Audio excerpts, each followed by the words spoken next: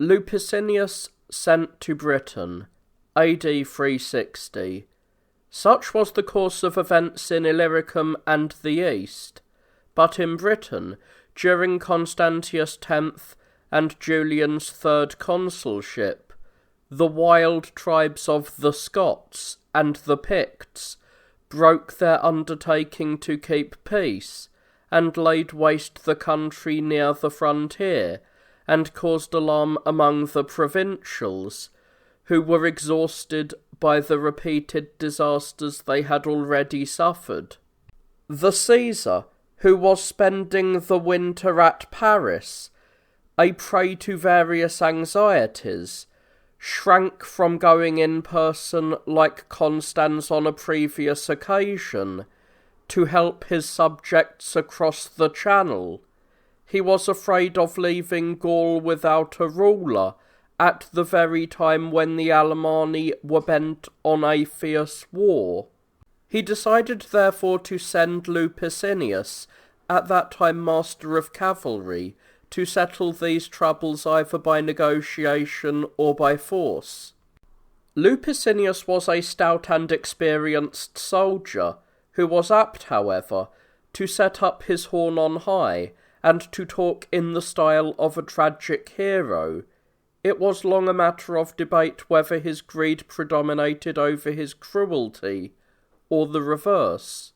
Taking with him a light-armed force of Herculeans and Batavians, together with 2 units of Mosians, this commander reached Bononia in the depths of winter.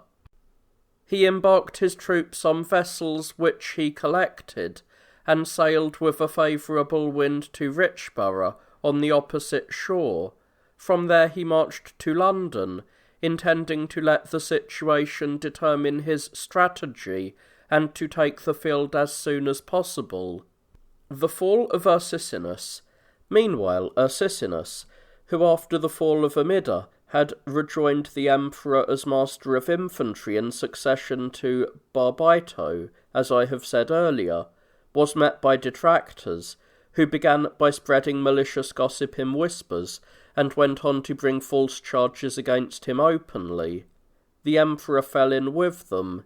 His judgment was generally swayed by preconceived opinions, and he lent a ready ear to intrigue. He appointed Arbitio and Florentius, the master of the offices, to conduct an inquiry into the causes of the fall of Amida. These 2 rejected the obvious and probable explanation that what had happened was due to the persistent inactivity of Sabinian. They were afraid that if they admitted evidence which clearly demonstrated this, they would give offence to Eusebius, the Grand Chamberlain, so they left the truth on one side and concentrated their attention on trivial and utterly irrelevant matters. The accused, irritated by the unfairness of these proceedings, said, "Although the Emperor has a poor opinion of me, this affair is of such importance that its investigation and any punishment inflicted in consequence require the judgment of the Prince himself. Let me tell him in words which will prove prophetic that, as long as he grieves over a false account of events at Amida, and as long as he allows himself to be dictated to by eunuchs, even his presence in person with all the flower of his army will not avail next spring to prevent the dismemberment of Mesopotamia." This speech lost nothing in the telling from the malice of those who reported it, and when it reached Constantius, his fury was unbounded. Without examining the matter further, or allowing the details of which he was ignorant to be explained, he ordered the victim of slander to lay down his command and retire into private life. Agillo, a former tribune of the Gentiles and the Scutari, was given an enormous step in rank, and appointed in his place.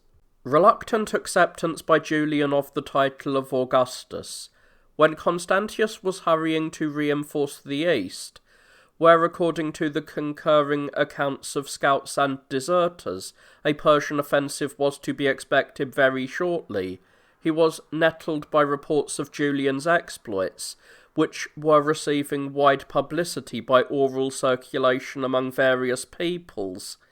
The tale went abroad of the glorious outcome of all of his efforts, how he had overthrown several Alemannic kingdoms and restored towns in Gaul formerly sacked and destroyed by the barbarians, whom he had now reduced to the status of tributaries and taxpayers.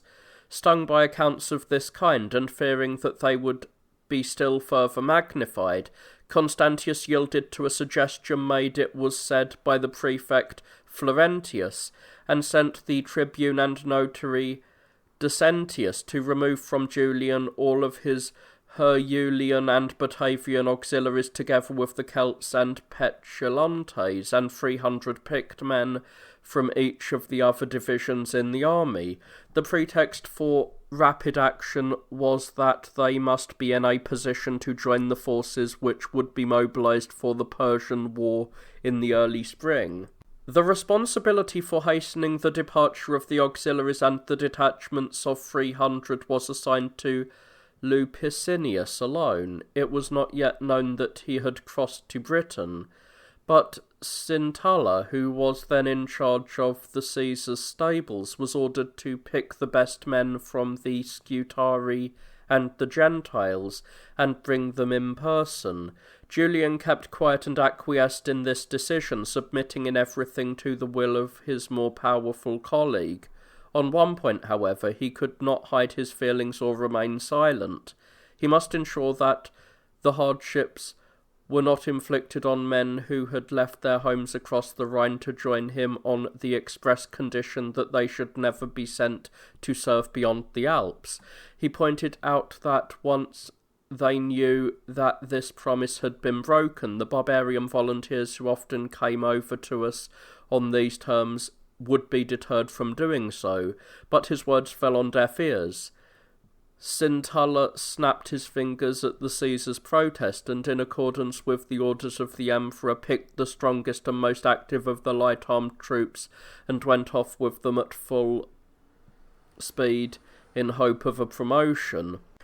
Julian was in two minds what to do about the rest of the troops that he had been ordered to send. The various anxieties which beset him made it necessary to act with circumspection. He was exposed to pressure on one side from the wild barbarians and on the other from the express commands of the emperor. The absence of Lupicinius in particular added to his perplexity, and in these circumstances he urged the prefect Florentius to return to him. The latter had gone to Vienna some time before, ostensibly to collect supplies, but in reality to be out of the way of these military troubles. He kept in mind that it was the report which he was reputed to have sent earlier that had inspired the withdrawal from the defence of Gaul of seasoned regiments which had already made themselves feared by the barbarians. So when he received Julian's letter urging him in the strongest terms to come to him at once and give the benefit of his advice, he most emphatically refused. What particularly alarmed him was a clear statement in the letter that at a moment of terrible crisis the place of the prefect was at his master's side, and Julian added that if Florentius shirked his duty he would himself lay down the insignia of rule, since he thought it more glorious to meet death at the emperor's command than to have the ruin of the province attributed to him. But he could not overcome the resolution of the prefect, who persisted with the greatest obstinacy in his refusal to obey these reasonable requests.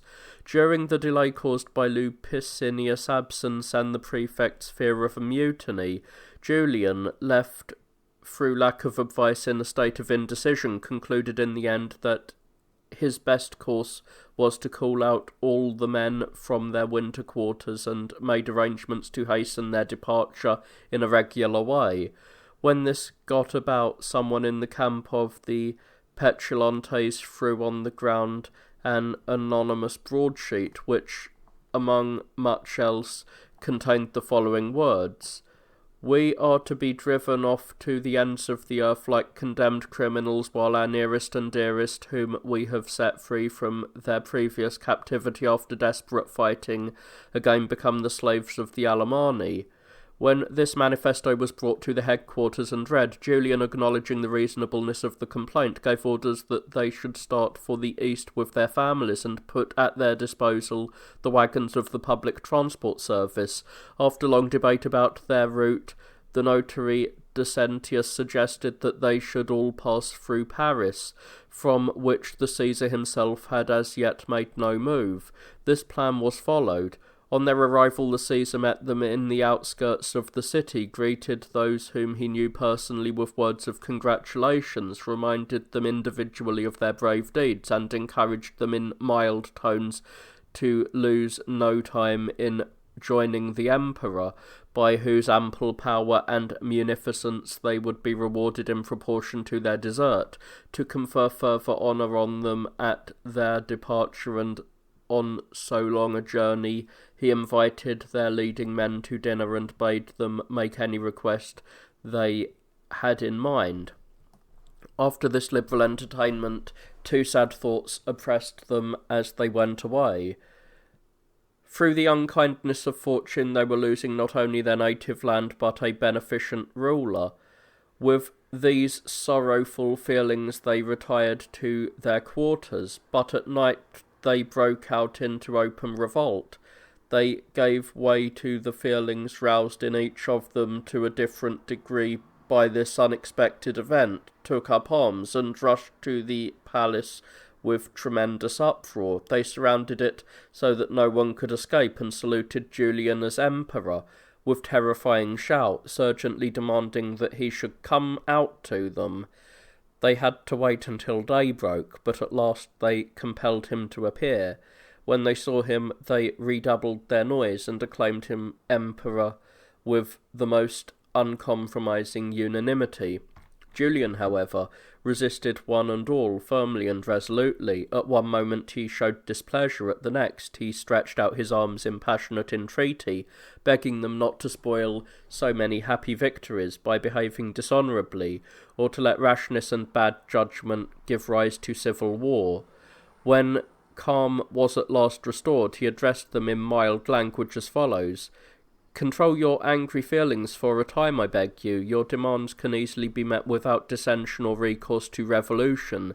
Since you are kept here by the spell of your native country and your fear of strange foreign lands, return at once to your quarters, in the assurance that you will never have to cross the Alps against your will. Augustus is wise and open to reason, and I will justify your refusal to him in his complete satisfaction." In spite of this appeal, the shouting continued on all sides, and finding it impossible to resist the uniform pressure of the loud uproar, with which some abuse was mingled, the Caesar was obliged to give way. He was placed on an infantry shield raised aloft, and proclaimed emperor without a dissenting voice. Then he was told to produce a diadem, and when he said that he had never had one, they asked for a necklace or a head ornament of his wife. When he protested that to wear a female trinket would be an inauspicious beginning, they searched about for a horse trapping to crown him with, so that he might have some symbol, however mean, of his elevation. This too he rejected as unbecoming, and finally a man called Maurus, who was later a count and suffered a defeat at the pass of Sassy, but who at the time was only an ensign in the Petulantes, took off his standard-bearer's collar and boldly placed it on Julian's head. Julian, finding that there was no way out, and perceiving that continued resistance would place him in instant danger, promised each man 5 gold pieces and a pound of silver. This event did nothing to relieve his anxiety. He was quick enough to foresee the consequences. He did not wear a diadem, and was afraid to appear in public or to transact any of the urgent business which demanded his attention. Terrified by the change which had occurred, he withdrew into seclusion, where he remained until one of the decurions of the palace, an important official, hastened to the camp of the Petulantes and Celts, shouting at the top of his voice that a shameful crime had been committed, and that the man whom they had proclaimed emperor on the previous day had been secretly put to death. At this news the troops, who were as easily roused by false tidings as true ones, rushed in the disorderly way which is natural in an emergency to occupy the palace, some brandishing javelins, others waving drawn swords with threatening gestures. This fearful din struck panic into the sentries, together with their officers and the count in command of the household troops, who was called exubitor. Dreading treachery from the fickle soldiery, they scattered in fear of sudden death and vanished. Finding, however, that complete calm prevailed, the men in arms stood quiet for a time. When they were asked what had led to this sudden foolish commotion, there was a long silence, while they were still in doubt about the emperor's safety, and they would not disperse until they had been admitted to his council chamber and had seen him in all the splendour of his imperial robes. Julian's speech to the army.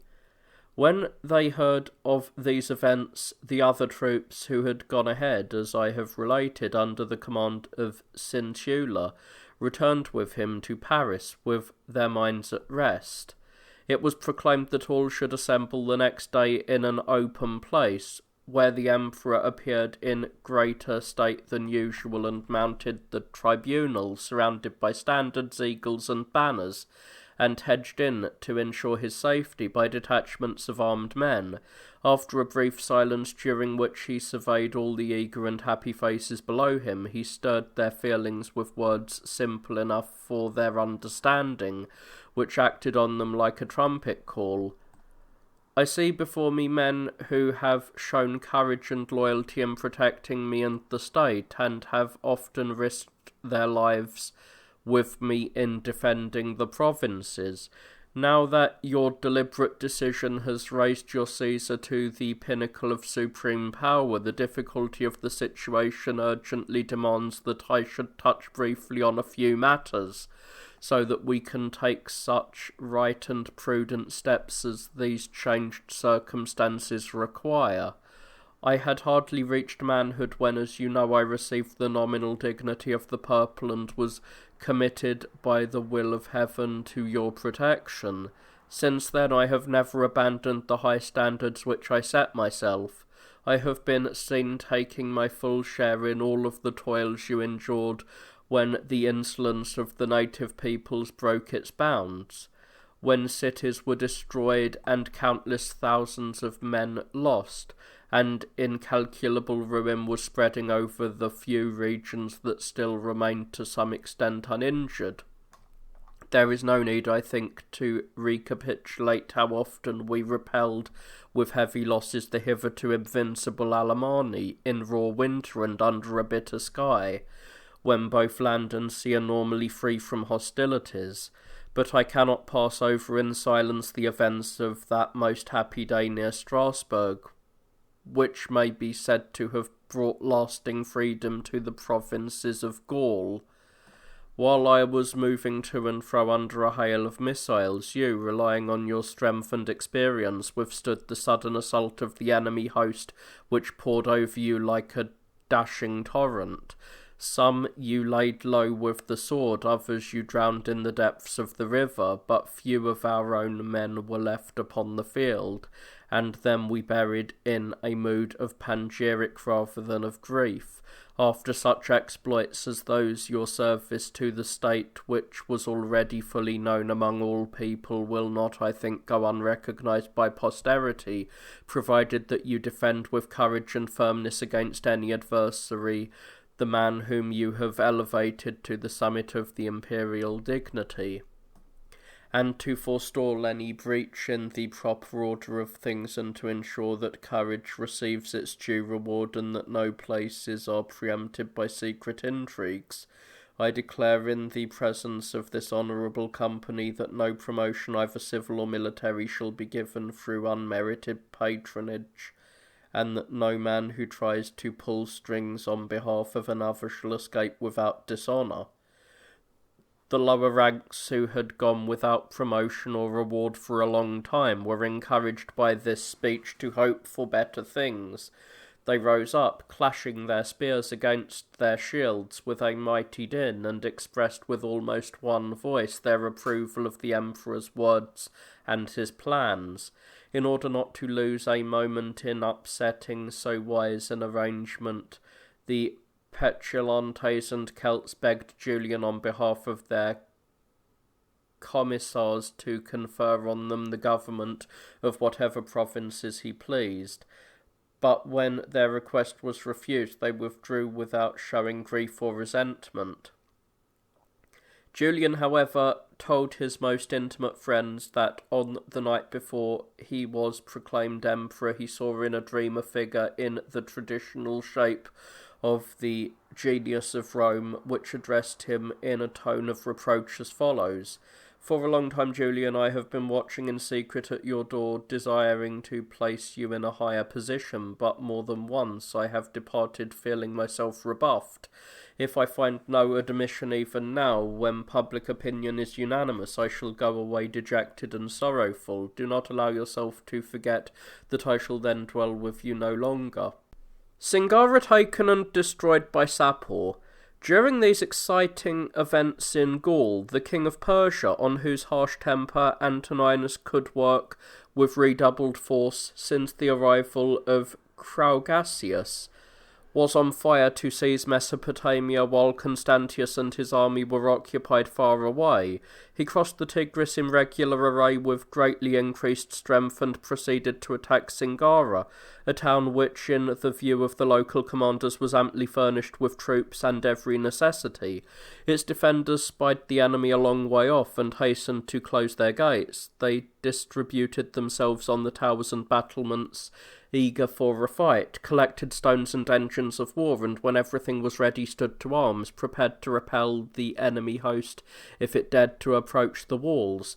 Accordingly, the king on his arrival made peace overtures through some of his principal officers, who were allowed to do their errand, but found that they could not bend the defenders to his will. One whole day was allowed to pass quietly, but on the next, at first light, a flame-coloured banner was raised to give the signal for an attack on the town from all sides. Some carried scaling ladders, others erected siege engines, while the main body, under the shelter of the penthouses and manlets, tried to find a way to undermine the foundations of the walls. On the other side, the townsfolk, on their high battle fronts and battlements, hurled stones and every kind of missile at long range to thwart this bold attempt to force a way in. The fighting went on indecisively for several days, with great losses in killed and wounded on both sides. Finally, when the battle was at its height and evening was coming on, an exceptionally powerful ram was brought into play, among many other engines. Its repeated blows battered the round tower at the place where, as I have related, the wall was breached in the previous siege. The people flocked to the spot, and the fight continued at close quarters. Combustibles of every kind were flung on all hands to set the threatening monster on fire, while both sides kept up an incessant bombardment with arrows and slingshots. But the sharp head of the ram frustrated every attempt to stop it. It dug into the joints of the newly built walls, where the mortar was still damp and had not yet set. While they were still fighting with fire and sword, the tower collapsed, and a way into the city lay open. The defence being disrupted by the appalling danger and the place left clear, the Persian troops, with shouts and yells, filled every part of the town without opposition. A very small number were killed indiscriminately. The rest were taken alive by Sapor's orders and transported to the furthest parts of Persia. 2 legions, the 1st Flavian and the 1st Parthian, were responsible for the defence of the city, supported by a number of natives and a body of horse, which found itself shut up there owing to the suddenness of the disaster. They were all, as I have said, taken off in fetters, without any attempt to rescue them from our side. In fact, the greater part of our army was encamped an immense distance away to protect Nisibis. Moreover, even in earlier times, no one had ever been able to bring help to Singara when it was in danger, because all the surrounding country was dried up from lack of water. The place has been fortified in days of old as a convenient outpost to obtain advanced information of any sudden enemy movement, but in fact it had proved a liability to Rome because it was taken on several occasions with the loss of its garrison. Besabdi stormed and garrisoned by Sapor.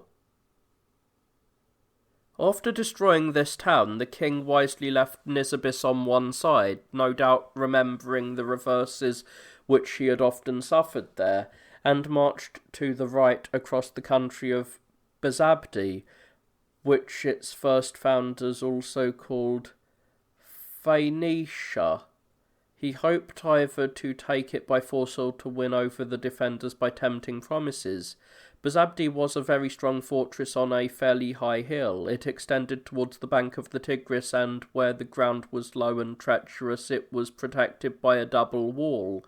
3 legions were assigned to its defence, the 2nd Flavian and the 2nd Armenian and the 2nd Parthian, together with a number of archers and Zambdicini, in whose territory this town lay and who were then our subjects.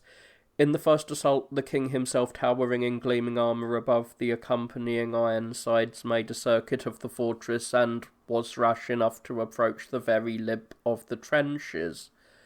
He was the target of fierce fire from the military artillery and the archers, but was protected by a close formation of shields held up tortoise formation, and got away unscathed. For the moment he suppressed his rage and sent heralds in the usual way to urge the besieged in mild terms to think of their lives and prospects, and to put an end to the siege by a timely surrender. Let them open their gates and come out and throw themselves on his mercy as a conqueror. The heralds came near, bringing with them some men of free birth captured at Sangara and known to the besieged, who out of pity for them held their fire. No one hurled a missile, but no answer was returned to the proposed terms of peace. This breathing space lasted for a whole day and night, but before dawn of the following day the whole Persian force fiercely attacked the defences, uttering loud threats, and advanced boldly up to the very walls, where they met with strong resistance from the townspeople. A large number of Parthians were wounded, because the ladder or wicker hurdles which they held in front of them blinded them as they advanced, but they inflicted losses on our men, whose crowded ranks were the target for dense clouds of arrows. After sunset the combatants separated with equal losses, but just before dawn the next day the trumpets sounded on either hand, and the fight was renewed with even greater keenness. Both sides fought most obstinately and suffered losses of equal magnitude. The following day was devoted to rest by common consent. Those within the walls were in the most alarming position, and the Persians had equal cause for fear. At this moment the head of the Christian community signalled by nods and gestures that he wished to leave the town, and on receiving an assurance that he would be allowed to return unharmed, he actually reached the king's headquarters. He was given leave to say what he wanted and proceeded to urge the Persians in mild terms to return home, saying that he feared that the severe losses which each side had suffered would be the prelude to even greater disasters. But his persistence in these and similar arguments was of no avail. Nothing could overcome the mad rage of the king, who swore that he would not depart until he had destroyed this fortress. The bishop incurred a suspicion, which in my opinion was ill-founded, but obtained wide currency, that he had a secret meeting with Sapor, in which he had pointed out which parts of the walls were weak on the inside and therefore best to attack. What seems to lend plausibility to this suspicion was that after his visit the enemy deliberately directed their engines against the danger spots where the wall was crumbling, as if they were excellently taking advantage of information about conditions inside the town. Though the narrowness of the paths made the approach to the walls more difficult, and the rams prepared for the purpose could hardly be moved forward in the face of a hail of arrows and of rocks thrown by hand, the engines and scorpions kept up their work, the former hurling javelins and the latter showers of stones. At the same time, blazing baskets of wicker smeared with pitch and bitumen rolled in quick succession down the slopes. As a result, the engines stuck fast, as if rooted to the ground, and were set on fire by the combustibles resolutely hurled at them. But in spite of this and of the heavy losses on both sides, the besiegers were all the more eager to destroy the town before winter, though it was protected by huge fortifications as well as by its natural position. They believed that the king's fury could not be assuaged until this was achieved, and neither the profuse bloodshed nor the infliction of many mortal wounds deterred those survivors from encountering similar risks. In a long and destructive struggle they exposed themselves to extreme danger, as the further progress of the rams which were brought up was checked by the massive weight of the stones that fell on them, and by various combustible devices. One ram, however, which was taller than the rest, and which, being covered with soaked bull's hide, was less liable to be damaged by fire and shot, was slowly pushed forward by gigantic efforts right up to the wall, where it dug its huge snout into the joints of the masonry and so weakened the tower that it collapsed. As it went down with a mighty crash, those who were standing on it shared its sudden fall, and were either dashed to pieces or buried in the ruins. They were overtaken by death in various bizarre forms, while the mass of the enemy could now climb up more safely and rushed into the town. Then, when the ear-splitting din raised by the yelling Persians struck terror into the vanquished, fighting broke out at closer quarters inside the walls. The enemy's units and our own struggled hand to hand, and since both parties were packed tightly together with drawn swords, no one who came in their way was spared. At last the besieged, after a long and obstinate resistance in the face of destruction, were broken by the pressure of overwhelming numbers and scattered in all directions. From that moment the infuriated enemy put to the sword all that could be found. Infants were torn from the breasts and slaughtered together with their mothers. No one cared what he did, but in the midst of these atrocities the greed for loot proved stronger in the people even than the lust for blood. They loaded themselves with spoils of every kind, and taking with them a great swarm of prisoners, returned to their tents triumphantly. The king was beside himself with joy. He had long been on fire to take so conveniently placed a fortress, and he did not leave it till he had completely restored the shattered part of the walls, laid in a store of provisions, and furnished it with a garrison of men of high birth renowned for their skill in the arts of war. He was afraid, as it turned out with good reason, that the Romans would take the loss of so mighty a stronghold to heart, and make a good effort to recover it. This success increased his confidence.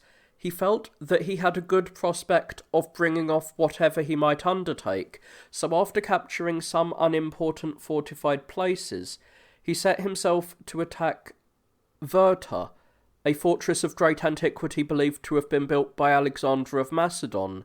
It lay in the furthest part of Mesopotamia, but it was protected by walls built zigzag with salients and re-entrance, and various devices had been employed to make the approach extremely difficult. Sapor left nothing untried. He rang the changes on tempting promises and threats of torture. He made several attempts to build ramps and brought up siege engines, but at last, after suffering greater losses than he inflicted, he had to abandon the enterprise as hopeless and withdrew. Letter of Julian to Constantius. These were the events of that year between the Tigris and the Euphrates. Frequent reports kept Constantius informed of them, and fear of a Parthian invasion detained him for the winter at Constantinople, where he devoted himself to strengthening the eastern frontier by supplies of every sort. He got together arms and recruits and dispatched reinforcements of good troops to the legions. which had often distinguished themselves in pitched battles in the eastern campaigns. In addition, he asked the Scythians for help with or without pay, intending, when spring was well advanced, to set out from Thrace and immediately occupy the threatened areas. In the meantime, Julian, in his winter quarters at Paris, was in a state of anxious suspense, dreading the consequences of the action which he had taken. Careful consideration convinced him that Constantius, who had the meanest opinion of him, would never acquiesce in what had happened. After weighing the dangers involved in setting a revolution on foot, he decided to send envoys to inform Constantius of the situation and to take him a letter to the same effect, in which he set out openly that what had occurred and what the next step ought to be. Nevertheless, he believed that the emperor had already received the news from the reports of Decentius, who had returned some time earlier, and of the chamberlains who had recently left Gaul after bringing to the Caesar certain annual payments. In order not to give the impression that he had suddenly thrown off his allegiance, he avoided any overbearing language. The tenor of the letter was as follows: "For my part, I have been consistently faithful to my undertakings, both in my conduct and in my observance of our agreement as long as it was possible. The evidence of events has demonstrated this on a number of occasions. Ever since you appointed me Caesar and sent me to encounter the horrid din of war, I have been content with the delegated authority that you have entrusted to me. Like a loyal servant, I have brought to your ears frequent tidings that your wishes have been crowned with success.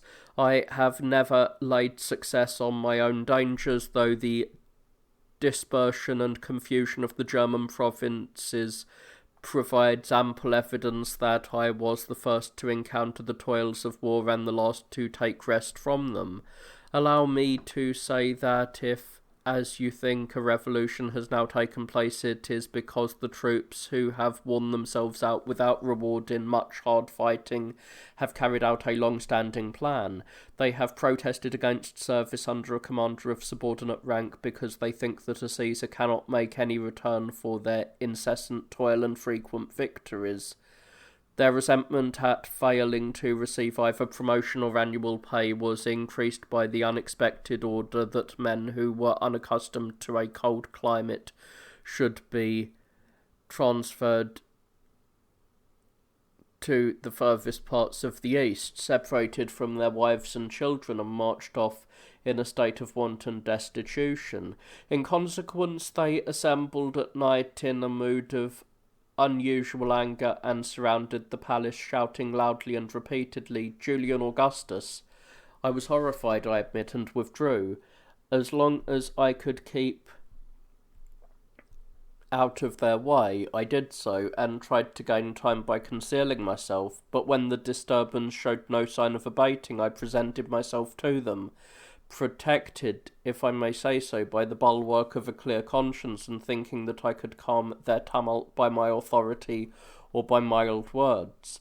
But their excitement increased to an extraordinary degree, and when I tried to overcome their persistence by entreaties, they went so far as to rush upon me and threaten me with instant death.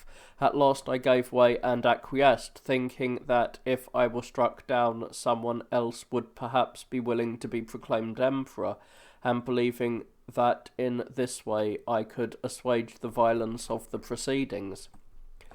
This is the plain truth of what has happened, and I beg you to receive it without resentment. Do not suppose that things fell out otherwise, or listen to the pernicious whispers of malicious men who are in the habit of sowing dissension between emperors and their own profit. Reject flattery, which is the nurse of error, and have regard for justice, which is the highest of all virtues.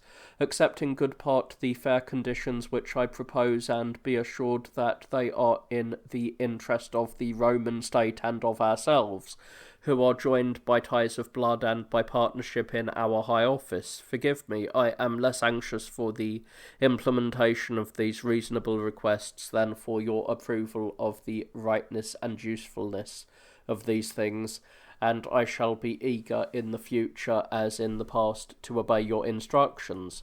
I will give a brief summary of what needs to be done. I will supply a Spanish horse for your chariots and some young men of the laity to be incorporated with the Gentiles and Scutari. They are sons of barbarians born on this side of the Rhine, or if not that, of parents who came over to our side. This obligation I promise to discharge so long as I live, and I may add that I am not merely willing but eager to do so. Praetorian prefects of approved integrity and merit shall be appointed at your gracious pleasure, and the promotion of other civil and military staff, together with that of my suite, must properly be left to my discretion. It is folly, when it can be avoided, to attach to an emperor's person people of whose character and disposition he knows nothing. One thing, however, I must place beyond doubt. The Gauls, who have been the victims of perennial trouble and the most serious disasters, cannot be either cajoled or coerced into sending recruits into distant foreign parts. If they lose the flower of their manhood, the grief they feel for their past afflictions will turn to despair at the thought of the destruction awaiting them. Nor would it be politic to send auxiliaries from here to oppose the Parthian peoples at a time when the attacks of the barbarians are not yet checked, and when these provinces, if you can bear to be told the truth, need strong reinforcements themselves from abroad to repair the incessant calamities which have befallen them. In urging these demands and requests, I believe that I am acting for the good of the state. Nor do I plan to take a higher line than befits my position. I may say that I know for a certainty that situations in which all has been given up for lost have been retrieved by the common efforts of emperors willing to make mutual concessions. The example of our forebears shows that rulers who have adopted such a course have somehow discovered how to live happily and prosperously, and to leave to their latest posterity a grateful memory of their reign. Together with this letter, Julian sent another, more confidential, to be delivered to Constantius in private. This was in more reproachful and biting terms, but I have not been able to examine it, nor, if I had, would it have been proper for me to publish it.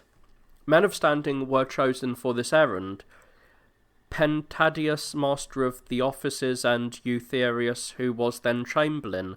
After delivering the letters, they were to return with a full report of all they had seen, and they were authorized to act boldly in any contingency that might arise. The bad impression created by this coup had been increased by the flight of the prefect Florentius.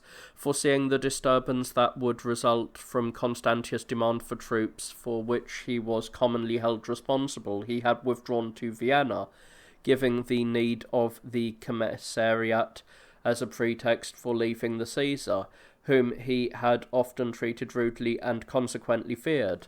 When he heard that Julian had been proclaimed emperor, he had little or no hope and feared for his life, but being at a distance, he extricated himself from the danger he dreaded. He abandoned his family and made his way by 2 slow stages to Constantius. To demonstrate his own innocence, he laid a number of charges of treason against Julian. After his departure, the latter came to a prudent decision. Wishing it to be known that he would have spared Florentius even if he had stayed with him, he ordered his family to be conveyed in safety to the east with all his property, and gave them permission to use the public post service. Rejection of Julian's proposals by Constantius. Florentius' family was followed no less speedily by the envoys bearing the letters I have mentioned, but their keenness to accomplish their journey met with obstacles which they encountered in the form of higher officials. After suffering long and serious delays in Italy and Illyricum, they crossed the Bosphorus and proceeded by slow stages to Caesarea. In Cappadocia, where they found Constantius still lingering, Caesarea, which was formerly called Mazeca, is a well-cited and populous city at the foot of Mount Augeas. They were admitted to the emperor's presence and submitted the letters, but when he heard them, Constantius flew into a passion unusual even for him, and gave them such a baleful look that it put the fear of death into them. Then he told them to be gone without asking them any further question or allowing them to speak. In spite of his burning anger, however, he found himself in a dilemma. Should he send the troops whose loyalty he trusted against the Persians or against Julian? After much hesitation and debate, he allowed himself to be swayed by the opinion of some who advised him for his good and ordered a march towards the east. But he dismissed the envoys summarily, and at the same time ordered his quaestor Leonas to make haste to Gaul with a letter for Julian, in which he declared that he would accept none of his changes that he had made, and admonished Julian, if he had any regard for the welfare of himself and his friends, to lay aside his lofty pretensions and be content with the position of Caesar, to add force to his threats, and to show confidence in the strength of his own position. He promoted Nebridius, the Caesar's quaestor, to be praetorian prefect in place of Florentius, and the notary Felix to be master of the offices. He also made some other appointments. He had already promoted Gomorius to be master of troops in succession to Lupicinius, before he heard anything of what had occurred. Leonas reached Paris and was received as befitted a man of his rank and discretion. On the next day the prince appeared on the parade ground with a throng of soldiers and townsfolk whom he had summoned for the occasion, took his place on a high tribunal to emphasize his position, and ordered the letter to be presented to him. The scroll which contained Constantius' message was unrolled, and the reading began. But when it reached the passage in which Constantius expressed disapproval of all that had happened and declared that a power of a Caesar was enough for Julian, it was interrupted from all sides by terrifying shouts of Julian Augustus. This was the decision of both provincials and the troops, and expressed the resolution of a community which had been rescued from disaster, but which still feared a renewal of barbarian attacks. Leontius returned unharmed with this news, and a letter from Julian to the same effect. Of Constantius' nominees, Nebridius alone was admitted to the prefecture, a step which Julian had already said would be in accordance with his wishes. As master of the offices he was already named Anatolius, previously in charge of petitions, and he had also made such other appointments as he thought politic and safe. While all this was going on, Lupicinius, though he was away on service in Britain, was a cause for anxiety. He was an arrogant man with inflated ideas, and it was feared that if he heard the news from across the Channel, he may also attempt a coup. So a notary was sent to Bologna to keep strict watch and prevent anyone from crossing the straits. The result of this ban was that Lupicinius returned before hearing what had happened, and was powerless to create any disturbance. Campaign of Julian against the Aturian Franks. After sending his envoys to Constantius, Julian, cheered by his elevation and his confidence in his men, and eager not to let things cool or appear slack or remiss, set out for the frontier of Lower Germany, fully equipped with everything required for the business in hand, and approached the town of Trisynisma. There he crossed the Rhine, and suddenly appeared in the territory of a Frankish tribe called the Auguri, a wild people who were at that time ranging freely over the frontiers of Gaul. He caught them off their guard when they were feeling completely secure from attack, because no emperor in their memory had entered their country owing to the roughness and difficulty of the approach. Julian had no trouble in defeating them.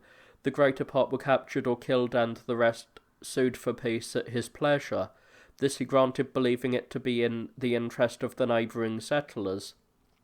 Then he recovered the Rhine as rapidly as he had crossed, carefully checked and improved the frontier defences, and reached August. He recovered the places which the barbarians had taken and were treating as their own, and after spending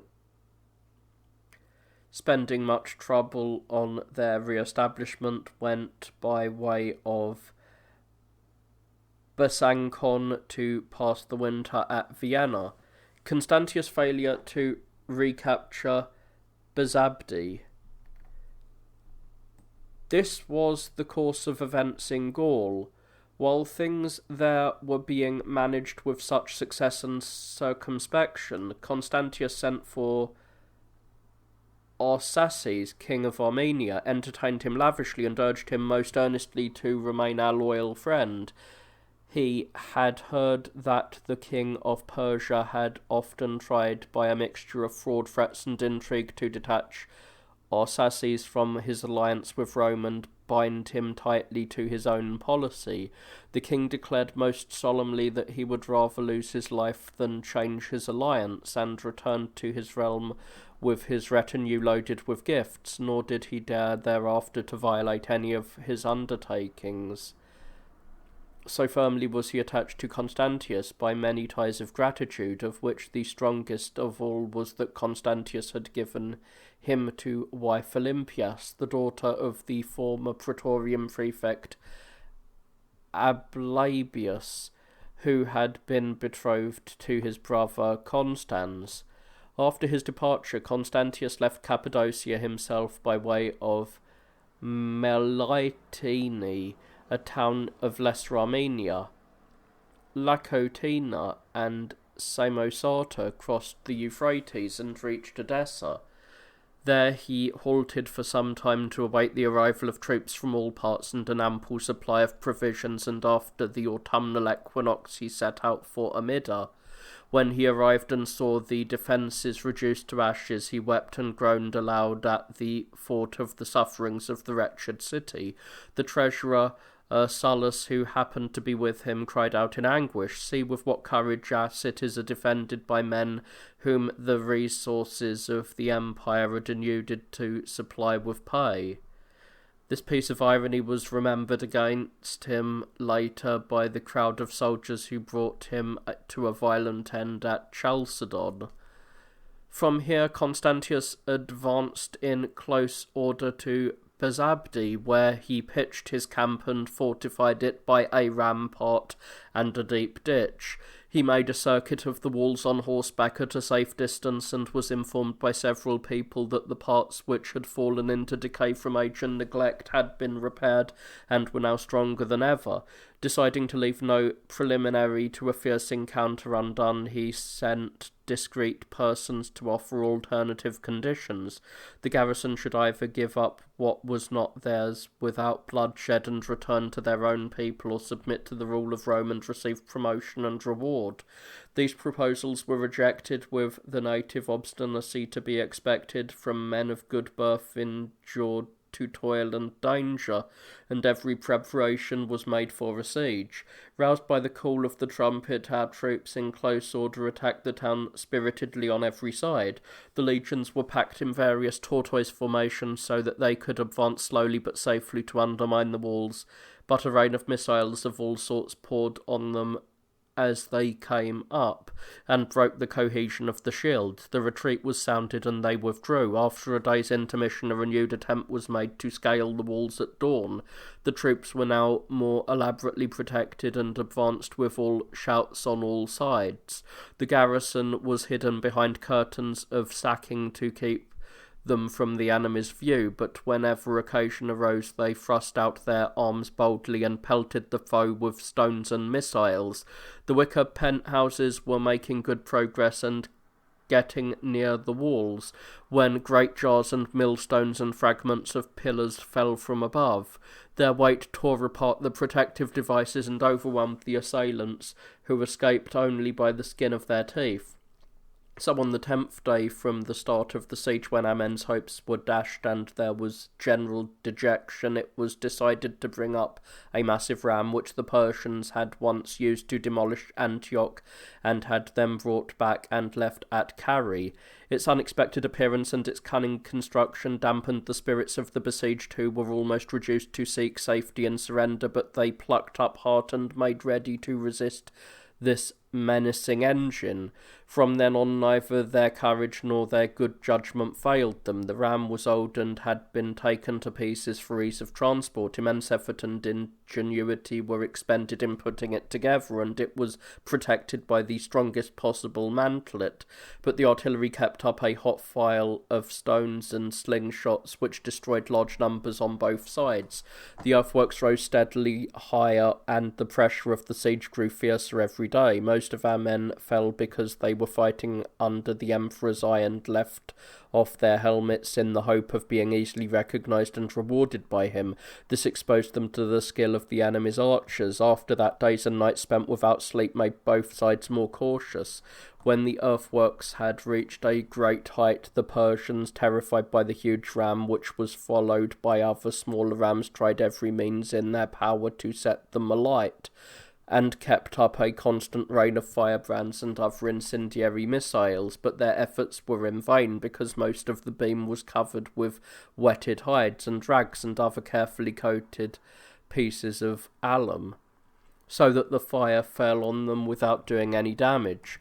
Although the Romans, who bravely pushed the ram forward, had a hard time defending them, their eagerness to capture the town made them scorn even obvious danger.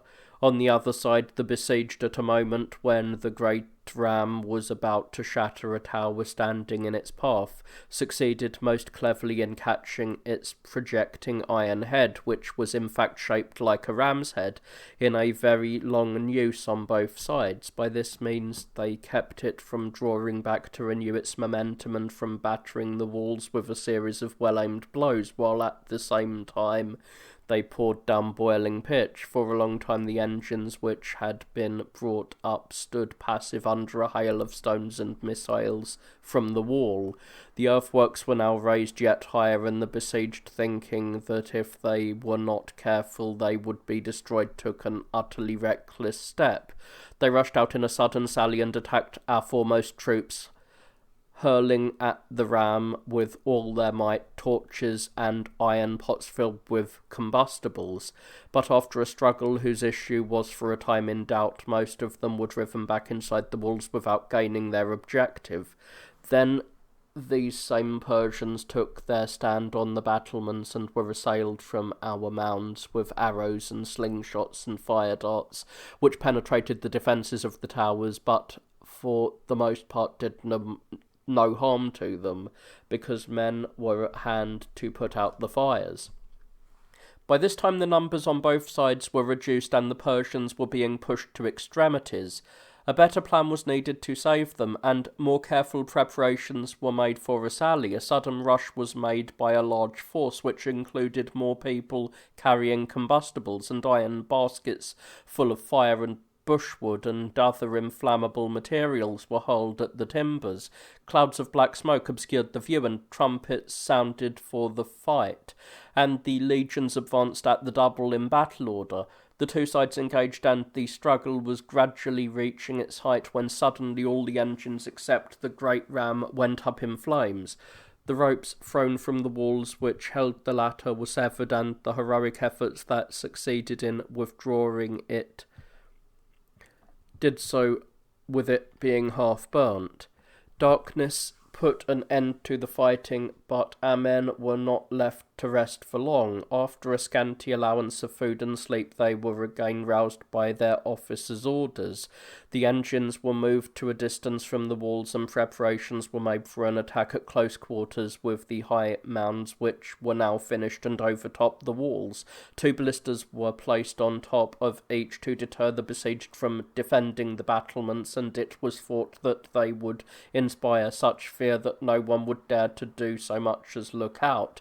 When all was ready, our men launched an attack in 3 divisions just before dawn, the spikes of their helmets nodding grimly and many of them carrying ladders. Arms clashed and trumpets brayed while the fight continued with equal keenness and courage on both sides. But the Romans extended their front when they saw the Persians taking cover from the fire of the engines on the mounds. They attacked a tower with a ram and brought up a ladder as well as spades, mattocks and crowbars. A hot fire was kept up from both sides. The Persians, however, sustained the greater damage from the missiles flung by the ballistas, which sped straight to their mark from the man-made slopes. Believing that their last hour had come, they rushed to their appointed doom. They divided their forces to meet the crisis, and while some were left to defend the walls, a strong body opened a postern gate unobserved and rushed out, sword in hand. They were followed by others who carried fire-covered vessels. While the Romans were either pressing their advantage over those who gave ground or receiving the assault of those who dared to attack them, these men, stooping and creeping along, pushed their burning coals into the joints of one mound, which was built of the branches of various trees and rushes, and bundles of cane. This dry material burst into flame and was consumed, while our men made a perilous withdrawal with the engines intact. When the approach of evening put an end to the conflict and the armies parted for a brief rest, the emperor turned over different courses in his mind and was torn between them. On the one hand, there were strong reasons for spending longer over the destruction of this fort, which had been erected to be an impregnable barrier against enemy inroads. On the other, he was deterred by the lateness of the season. He decided to remain, but to keep hostilities at a moderate level, believing that the Persians would perhaps be driven to surrender by lack of food, when things turned out very differently from what he expected. When the fighting slackened, the rainy season set in. Dripping clouds spread gloom and darkness over the sky, and the ground became so wet through continued rain that, in the region of rich, soft turf, sticky mud disrupted everything. In addition, the incessant crash of thunder and lightning filled men's minds with fear. Beside this, there were continuous rainbows, a phenomenon of which I will give a brief explanation later. These and other causes kept the emperor wavering between hope and fear. He was threatened by the approach of winter, and there was also the possibility of an ambush in that trackless region, beside the fear that his exasperated troops might mutiny. But what particularly stung him was the thought of returning empty-handed when the door of a rich house, so to speak, had been opened before him. So he abandoned his fruitless enterprise and returned to Syria to winter at Antioch, having suffered severe and grievous losses, of which the effect would long be felt. It seemed to be ordained by the stars that when Constantius fought in person against the Persians, he should always be worsted. This was why he kept hoping to win at least through his generals, as we remember sometimes happened.